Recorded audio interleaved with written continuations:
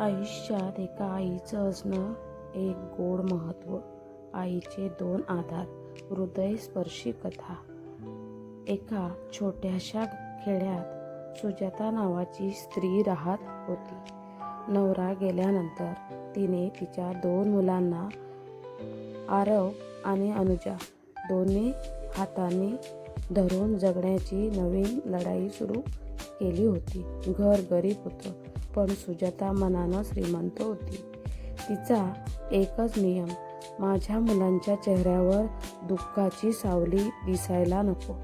दररोज पहाटे ती भाकरी तव्यावर टाकायची आणि त्या फुलणाऱ्या भाकरीसोबत तिच्या मनातली आशा उमलायची.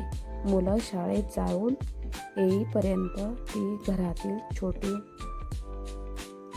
कामं, लोकांच्या घरची धुणी, शिकवणं, जे मिळेल ते करून पैसे साठवत होती. आरव हुशार, अभ्यासात तेजस्वी, पण त्याला नेहमीच भीती. आई एवढी मेहनत करते म्हणून मी काही मागितलं तर आईचं ओझं वाढेल. अनुजा जरा खोडकर, पण मनाने देवदूत. आईला कधीच थकलेलं बघितलं की ती छोटंसं हात आईच्या खांद्यावर असायचा. एका दिवशी शाळेत वार्षिक स्नेहसंमेलन जाहीर झालं. सर्व मुलांना नवीन कपडे घालून यायला सांगितलं. घरी येऊन आरव काही न सांगता शांत बसला, पण अनुजाने लगेच पुटपुटलं, आई मला नवीन फ्रॉक हवा आहे, पण नको राहू दे, खूप महाग मिळेल. त्या क्षणी सुजाता 5 मिनिटं काही बोलली नाही.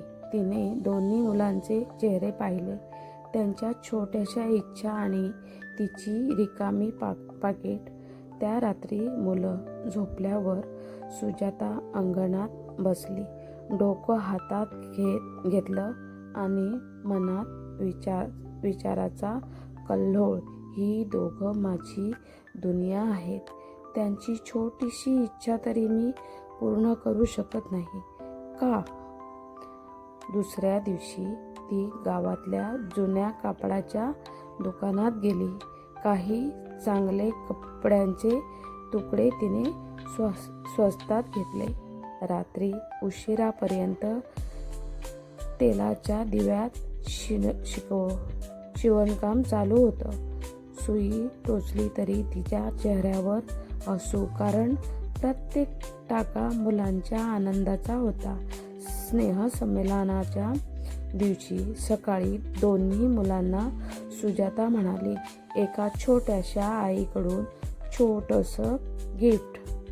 आरवला पांढरा नीटसं शर्ट आणि निळा पॅन्ट, अनुजाला सुंदर गुलाबी फ्रॉक, दोन्ही हाताने शिवलेले पण आईच्या प्रेमाच्या धाग्याने जोडलेले.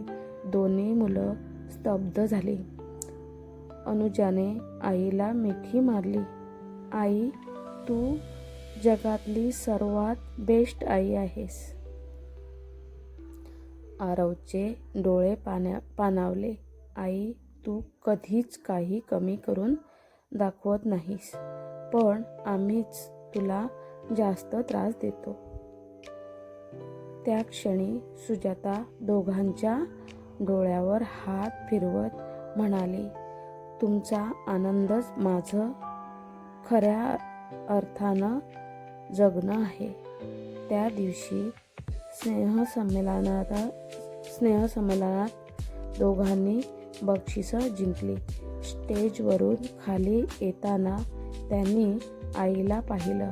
आई मागच्या बाकावर बसली होती, थकलेली पण समाधानाने चमकणाऱ्या डोळ्यांनी.